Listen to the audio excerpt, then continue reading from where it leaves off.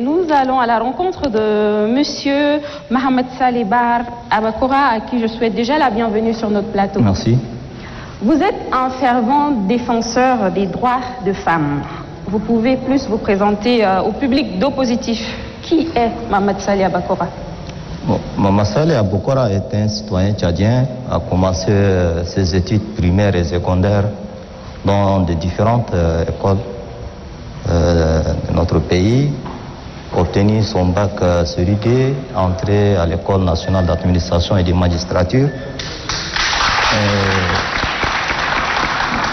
intégré à la fonction publique, plus précisément au ministère des Finances et des Budgets, travaillé un temps, encore pris les chemins de savoir, entré à l'école nationale de Lomé au Togo, sorti inspecteur principal des impôts.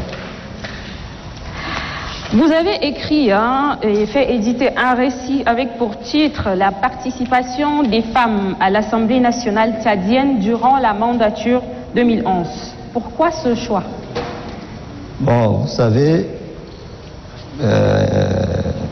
depuis quelques années, un peu partout dans le monde, les femmes, essentiellement par leur détermination et engagement, ont voulu se faire des places dans l'arène politique, et plus précisément dans la représentation nationale. Nous avons constaté que même au sein des nations qui furent les premières à adopter les principes démocratiques et les idéaux de la liberté, l'entrée des femmes dans ce domaine-là est relativement tardive. Ce fut le cas du Tchad. Elles ont seulement l'accès dans certains postes de responsabilité, notamment des postes politiques.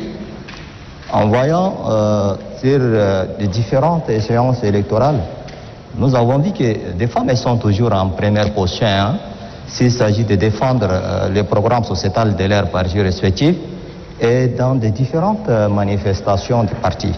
Mais au finish, elles sont carrément absentes. Donc cette question et cette situation nous a permis vraiment de pencher sur cette question-là. Nous avons échangé avec certaines femmes politiques, notamment des femmes députées, pour voir ensemble avec elles qui sont-elles et quelles sont leurs aspirations en politique. Donc, d'après les échanges que nous avons eu à faire, on a retiré quelques qualités. D'abord, la compétentialité, la potentialité et surtout le leadership rassembleur. Ce que nous avons trouvé d'une façon générale à toutes les femmes tchadiennes, plus particulièrement aux femmes députées. Elles n'ont pas fait mentir la réputation des femmes tchadiennes reconnues par son intelligence, par son dynamisme, par son sérieux au travail et surtout par son sens de responsabilité. Quel était l'objectif, quel résultat vous attendiez lorsque vous écrivez ce récit-là sur les femmes de l'Assemblée? C'est un document incitateur des femmes d'entrer effectivement dans la réelle politique. Quel est votre regard par rapport à la place de la femme dans notre société? Sincèrement et honnêtement, définir la place de la femme dans une société, c'est très difficile. La femme représente par son travail acharné, de la première heure jusqu'à la dernière heure, elle est le premier agent économique et social dans une société. Monsieur Mamat, vous êtes, comme vous êtes fervent défenseur des femmes, je suppose que vous êtes aussi romantique, donc nous allons un peu parler amour.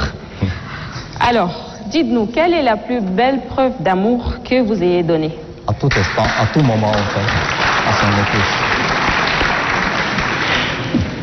La plus belle, on veut savoir.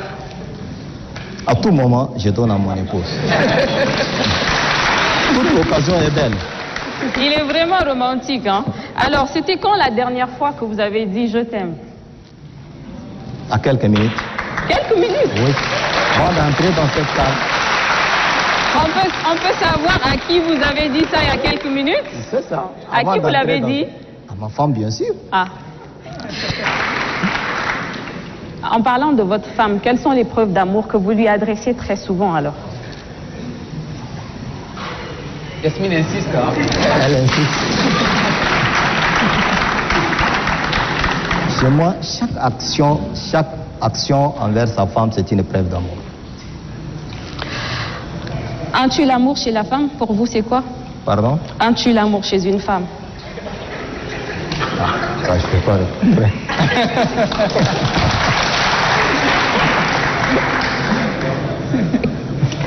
Votre avis sur qu'est-ce qu'un homme peut faire pour pousser une femme à ne plus l'aimer, quoi? Bon, cette question doit être répondue individuellement. Hein. Chaque personne a sa façon vraiment de faire. Justement, je demande votre part. Je ne demande pas pour les autres, pour vous.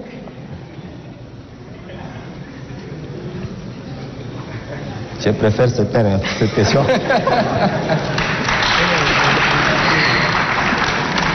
Alors, dites-nous, quels sont les critères de choix de vos amis, par exemple? Pour faire partie de votre cercle d'amis, qu'est-ce qu'il faut faire ou comment il faut être? La générosité, l'humilité et surtout l'ouverture. Y a-t-il quelqu'un à qui vous voulez demander pardon? Moi, je ne sais pas que j'ai offensé quelqu'un. Si par inadvertance, que j'ai offensé quelqu'un, je demande pardon. Qu'est-ce qui vous manque pour être heureux? Ou vous estimez que vous êtes déjà très heureux? La tranquillité. Merci beaucoup, hein, Merci à Monsieur Mamadou et à Bakora.